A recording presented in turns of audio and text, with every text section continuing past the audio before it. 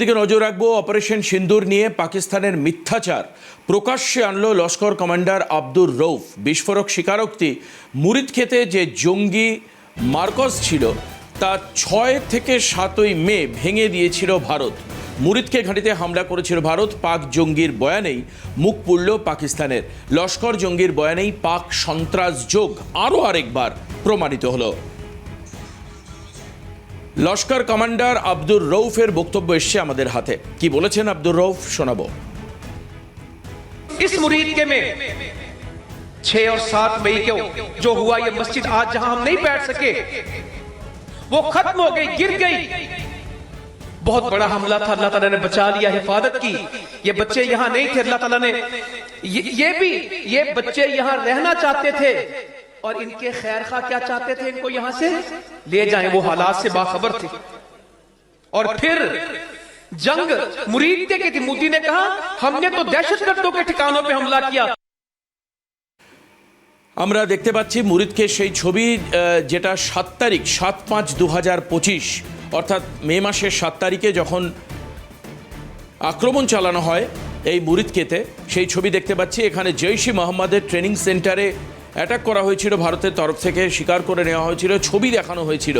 মুরিদকেতে আক্রমণ মারাত্মক ছিল, যেটা আজকে স্বীকার করছেন লস্কর জঙ্গি কমান্ডার। লস্কর জঙ্গিদের দিয়ে ভারতের বিরুদ্ধে অপারেশন আমরা দেখতে পাচ্ছি। লস্কর কমান্ডারের বক্তব্য, সেখানে আরও আরেকবার পাকিস্তানের যে অবস্থান জঙ্গিদের সম্পর্কে সেই বিষয়টি একেবারে স্পষ্ট হয়ে যাচ্ছে।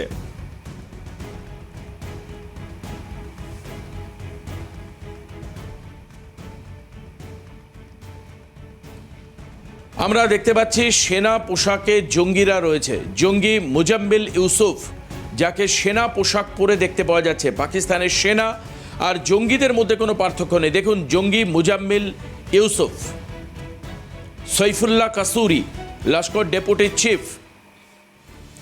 পাক সেনার উর্দিতে লস্কর জঙ্গি মুজাম্মিল ইউসুফ ছবি প্রকাশ্যে আসতেই মুখ লুকোচ্ছে পাকিস্তান। পাক সেনার উর্দিতে সীমান্তের আউটপোস্টে লস্কর জঙ্গি Yusuf, Laskar deputy chief Saifullah kasuri, bodyguard Muzammil. সীমান্তে পাক আউটপোস্টে পাক সেনার উর্দিতে মুজাম্মিলের ছবি ধরা পড়ল। পাক সেনার অস্ত্র হাতেও লস্কর জঙ্গি মুজাম্মিলের ছবি প্রকাশ্যে এসছে।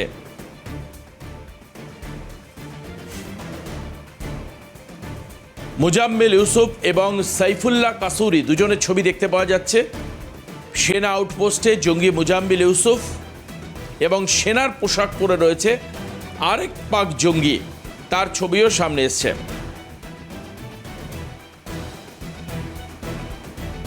প্রাক্তন বিএসএফ ডিআইজি সমীর মিত্রের সঙ্গে আমরা কথা বলেছিলাম, সঙ্গে দীপ্তাংশু চৌধুরী, তার সঙ্গেও আমরা কথা বলেছিলাম। তারা কে কি বলেছেন শোনাবো আপনাদের, শুনুন। কোথায় দিল, কিভাবে দিল, কোন পরিপ্রেক্ষিতে দিল, সেটা তো এখানে বসে বলা যাবে না।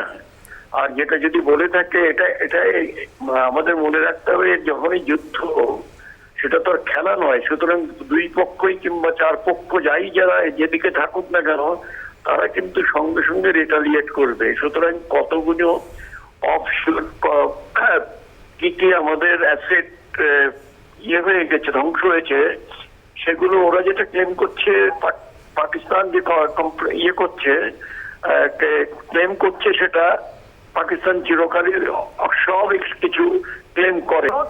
ইতিমধ্যে বিভিন্ন সময়ে বিভিন্ন ভাবে গণমাধ্যমে, ইলেকট্রনিক, প্রিন্ট, সব জায়গায় কিভাবে মুরিদকে অথবা ভাওয়ালপুরে এই জঙ্গি সংগঠনগুলো ধূলিসাৎ করে দিয়েছিল তার ফটোগ্রাফ বিভিন্ন সময় প্রেস কনফারেন্সে দেখানো হয়েছে, সংবাদ মাধ্যমে দেখানো হয়েছে, ভিডিও করে দেখানো হয়েছে। এবং কি ভাবে যারা স্যাটেলাইট পিকচারের সঙ্গে ওয়াকিবহাল, তারা স্যাটেলাইট পিকচারের মাধ্যম দিয়েও, জিও স্যাটেলাইটের মাধ্যম দিয়েও কিন্তু এই সমস্ত জায়গা যেগুলো আমরা ক্লেম করেছি সেগুলো দেখেছি। শুধু আমরা নয়, এবং তার সঙ্গে বিভিন্ন জায়গায় অস্ট্রেলিয়া অথবা মার্কিন যুক্তরাষ্ট্র অথবা অন্যান্য যে রাষ্ট্র যারা এইটার উপর নজর রাখছিল, প্রত্যেকেই জানে যে ভারত প্রথম দিন এই 6-7 তারিখ ভোরবেলা 22 মিনিট এবং 10 তারিখ ওদের যে নখানা এয়ারফিল্ড একবারে শেষ করে দিয়েছিল, তার ছবি কিন্তু প্রত্যেকের কাছে আছে। তো আব্দুল রয়েফ বলেছে, খুব ভালো লাগলো।